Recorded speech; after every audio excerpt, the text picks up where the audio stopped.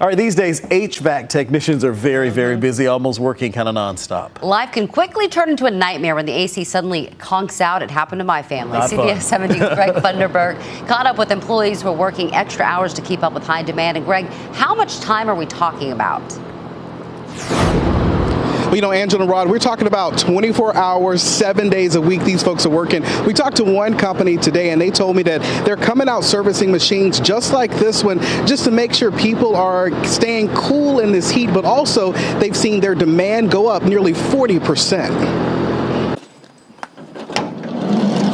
HVAC technician Adam Parker says he has seen a lot this week. A lot of issues we're dealing with are blown capacitors, which is our most common issue during the summer.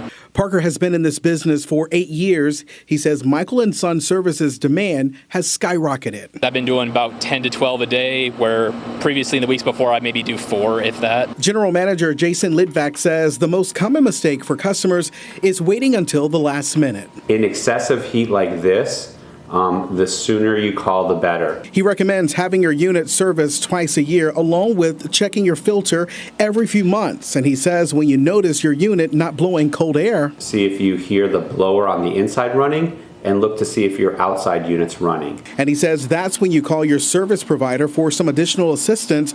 Right now, they're seeing an influx of calls. Typically, we may have 30 to 40% of our staff working on a Saturday, where right now we have probably about 75% of our staff working. And technicians like Adam say you always know customer satisfaction this time of year.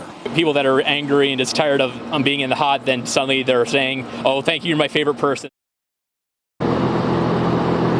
Some other tips include, when you're inside your home, making sure that you use your oven or even your dryer during those non-peak, heat times. Also, some other tips you can use is keeping the blinds down and also keeping your windows closed during the heat of the day. Angela and Rod, back to you.